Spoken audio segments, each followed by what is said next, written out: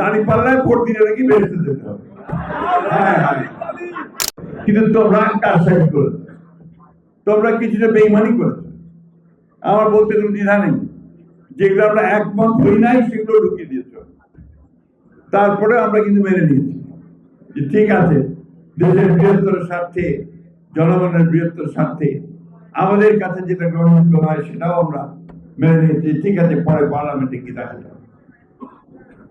আমি যে কথাটা বলতে চাই, আজকে একটা অর্কেস্ট্রেট একটা প্রচারণা, পরিকল্পিতভাবে একটা প্রচারণা হচ্ছে বিএনপি। কারণ বিএনপিটা আমাদের সবচেয়ে বড় শত্রু। কারণ নির্বাচন হলে বিএনপি ল্যান্ডস্লাইড বিক্রি পাবে, পাবে কিনা?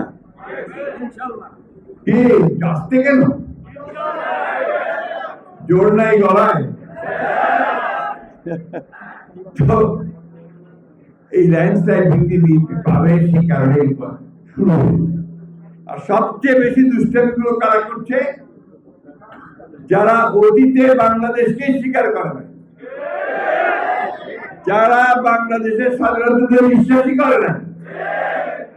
এবং ওই সময় যে আপনাদের বললেন যে কত মানুষ মেরেছে, আমাদের মা বোনদের কতজনের সম্ভ্রমহানি করেছে, কতজনকে পাকিস্তান হানাদার বাহিনীতে আমাদের মা বোনদের তুলে দিয়েছে, সেই হিসাব আমরা বলি নাই। তারপরেও আমরা মনে করি যে রাজনীতি করছেন, রাজনীতি করেন সিধা রাস্তায় করে, ধর্মকে ব্যবহার করে মানুষকে বিভ্রান্ত করে ভুল বুঝিয়ে দাঁড়িপাল্লায় ভোট দিলে নাকি বেরোতে যেতে হবে। চিন্তা করেন, তাহলে আর আমার নামাজ পড়া, আল্লাহর কাছে কমপ্লিট সারেন্ডার করা, ইমান আনা, এগুলোর দরকার নাই নাকি? আমাদের এখানে অনেকে আছেন, তারা ভালো বলতে পারবে। বন্ধুরা, এরা হচ্ছে এই মুনাফিকি করে, এদের এই মানুষকে ভুল বোঝায়, ভ্রান্তি বোঝায়, দিয়ে তারা এই সমস্ত করে বরাবর।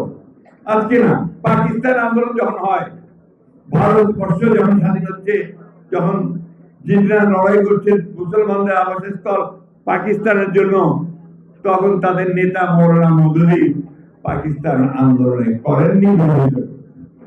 আমি কথাগুলো বলতে না, আজকে বলতে বাধ্য হচ্ছি, কারণ তারা এই কথাগুলো আজকে বিভিন্নভাবে বিএনপিকে মিথ্যা প্রচার করে।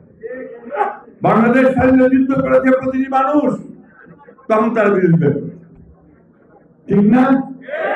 আজকে যখন বাংলাদেশের মানুষ উন্মুখ হয়ে আছে যে বাংলাদেশি জাতীয়তাবাদের রাজনীতি, তারেক রহমানের নতুন রাজনীতি, আধুনিক রাজনীতি যা বাংলাদেশকে পাল্টে দেবে, তা গ্রহণ করবার জন্য উন্মুখ হয়ে আছে, তখন তারা আবার সেটিকে বিভ্রান্ত করার চেষ্টা করছে।